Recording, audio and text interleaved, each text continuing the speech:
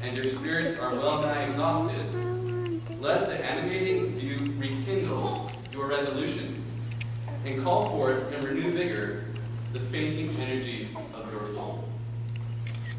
These renewing words, given by that prestigious man known as William Wilberforce, gives everyone who has ears to hear the thought that Wilberforce knows what he's talking about when he says to call forth the renewed vigor, the fainting energies of your soul. He had cause to call upon the energies of his soul. After a near 30-year war with Parliament, a losing battle, he finally won the political war. Through petitioning and arguing and praying, he finally was able to free the slaves of England. When I hear this story, a feeling overcomes my very essence that can only be most easily described as passion. I can feel the passion that William Wilberforce has as he strives for the ultimate goal of having the black people be free and independent. At the same time, I can sense that his passion is not my passion. Yet something still connects me with him. But what? William Wilberforce spent 30 years chasing a dream, a vision, if you will, waiting patiently for the time in which Parliament would uphold his Anti-Slave Act. I would have gone crazy. Being totally honest here, waiting 30 years to have my dream fulfilled would have killed me. I probably would have turned into a John Brown and taken action with my own hands.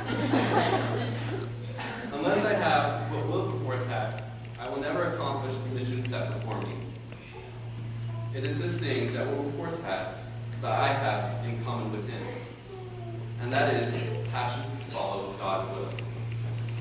Wilberforce said, "Is it not the great end of religion, and in particular the glory of Christianity, to extinguish the malignant passions, to curb the violence, to control the appetites, and to smooth the asperities of man, to make us compassionate and kind and forgiving one to another, to make us good husbands, good fathers, good friends, and to render us active and useful in the discharge of relative social and civic duties."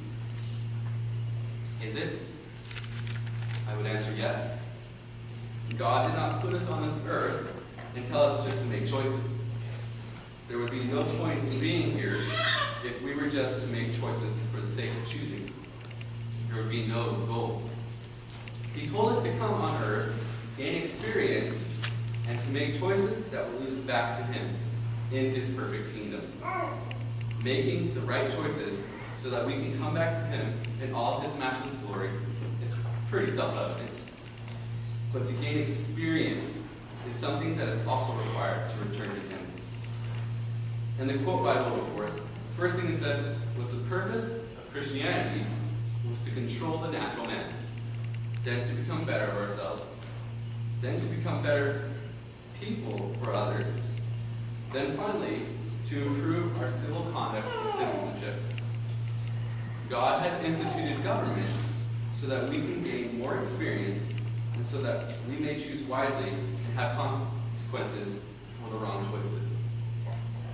So, if you are a man of God, then you are required also to learn the merits of politics because God gave it to you to learn from.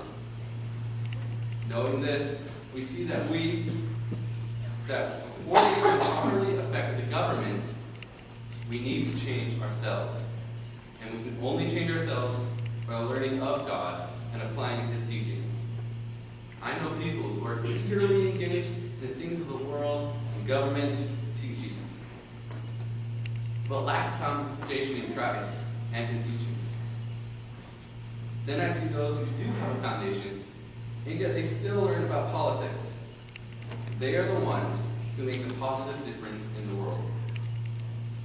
I may not have passion for the things of law or of government, but I know that I have an unstoppable passion for the teachings and commandments of God.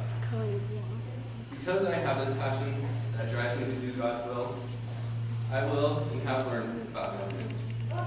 But before I can learn of politics, I must first give myself to God and His teachings, so that when I affect the government, it's actually God acting through me.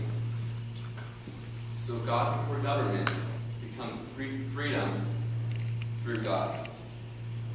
This is why I would urge you to learn of God and His teachings. Build a testimony so that we can that when we do study politics, we're not blinded, but guided. Because God made the government for us. And if it is breaking, you will know how to fix it.